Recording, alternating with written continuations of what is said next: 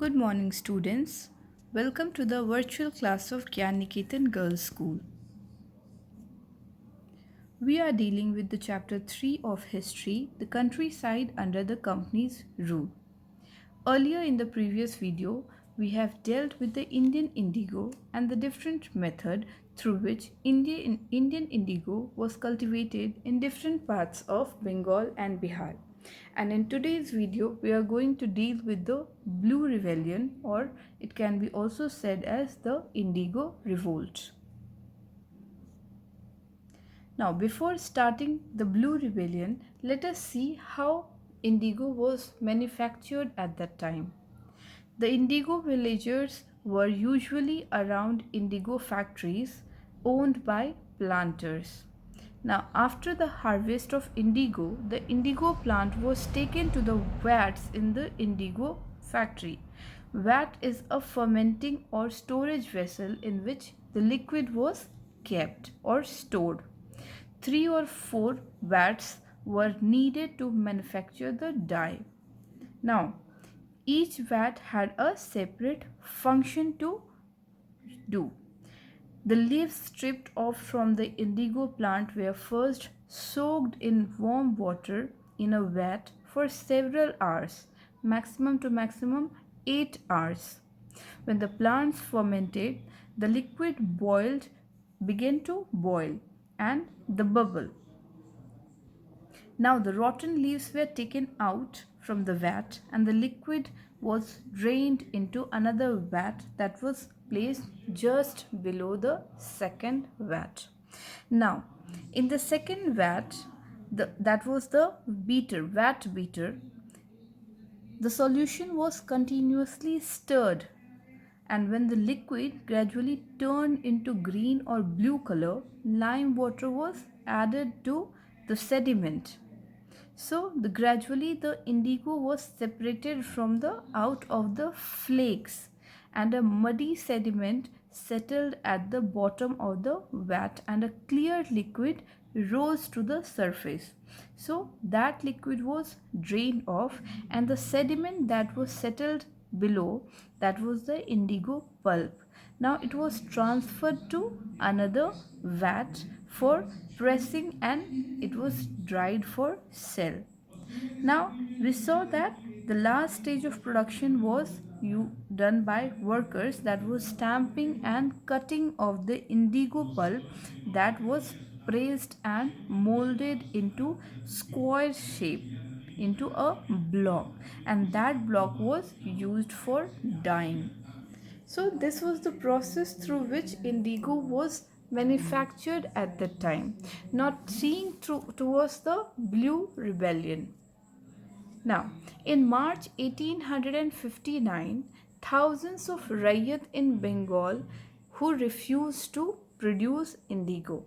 And as the rebellion spread, Rayyats also refused to pay rent to the planters and attacked the indigo factories with arms, that was sword and spears, bows and arrows, whatever they got. Now women also turned up to fight with different pots, pans, kitchen implement, whatever they got in their hand. So those who worked for the planters were socially boycotted at that time, and the gomastas were the agents of those planters. They came to collect rent. They were also beaten up by the villagers, or we can say by the workers who were cultivating the indigo. Now, Rayyat saw that they would no longer take advances to sow indigo that was given by the company to them.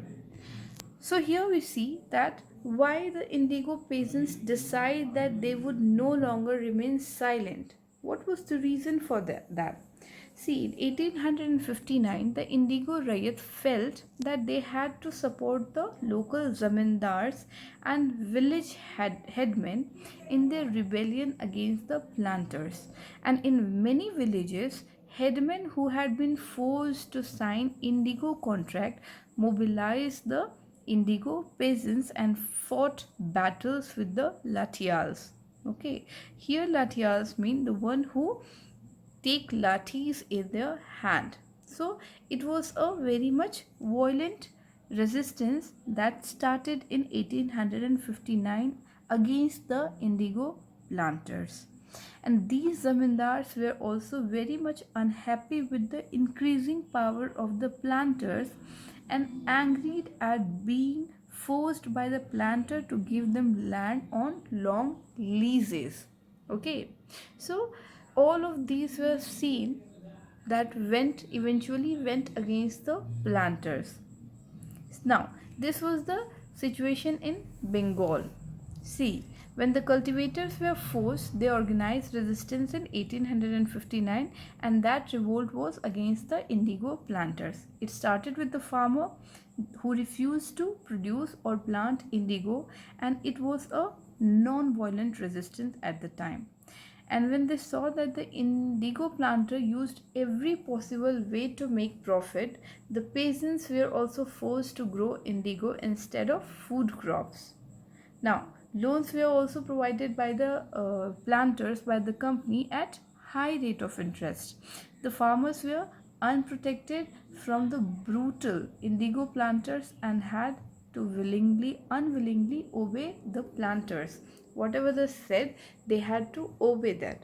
Now, even the zamindars, moneylenders, and other influential person sided with the planters at the beginning. Initially, they sided with the planters.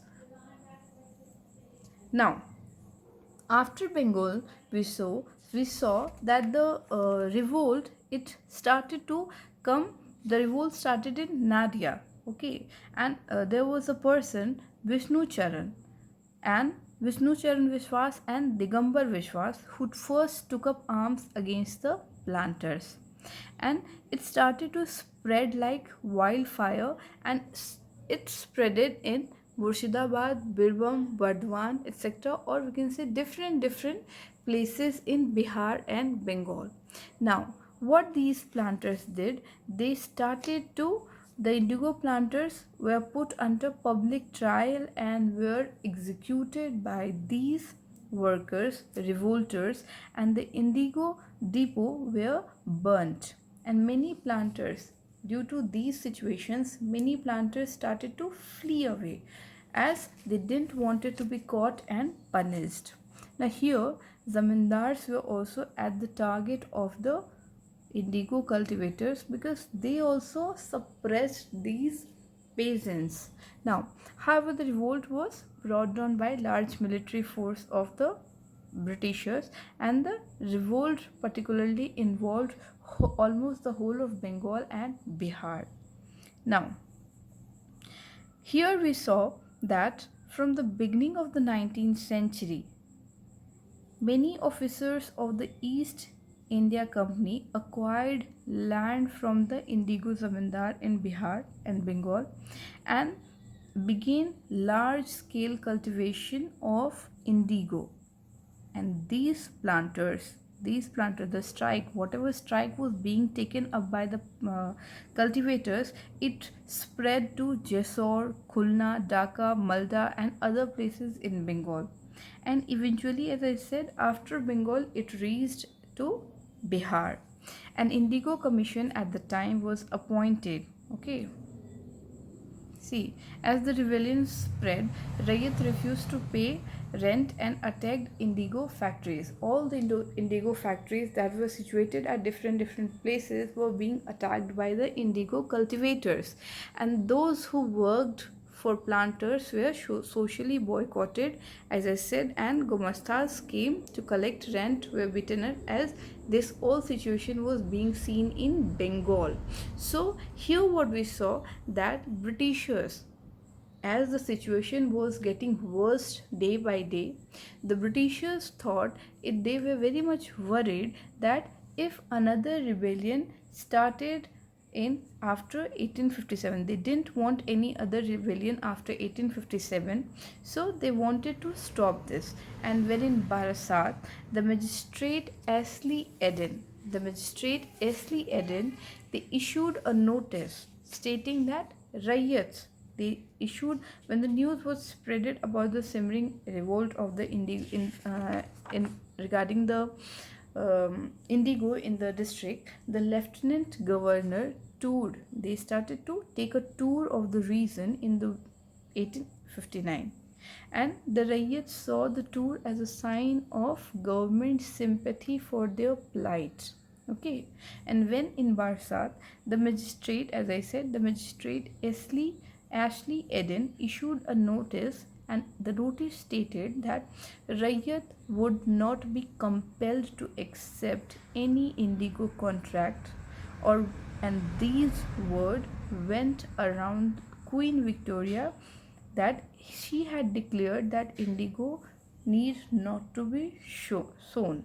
Okay, so Eden, it was seen that Eden was trying to placate the peasants, and they controlled an explosive situation. All these were done just to control the situation that was taking place in Bengal and Bihar.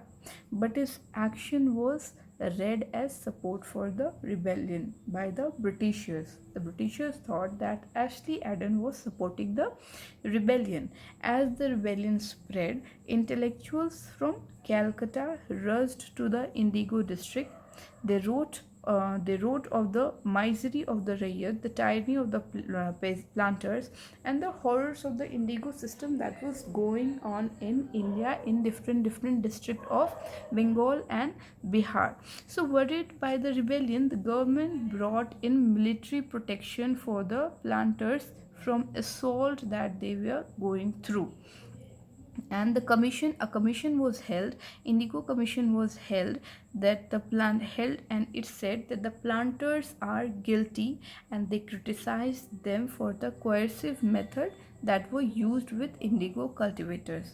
And it also declared that indigo production was not profitable for Rayat, so it should be stopped.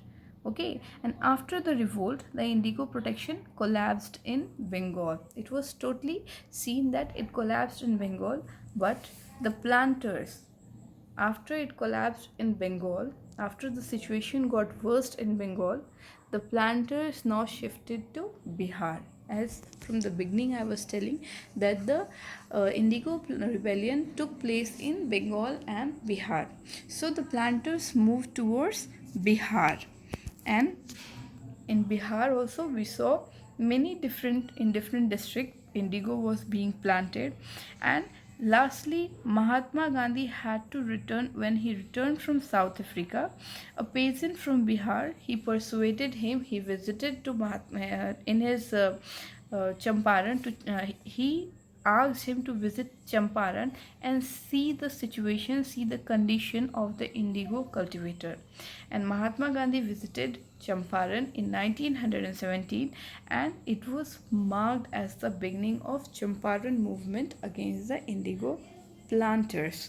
So all these were seen as a blue rebellion.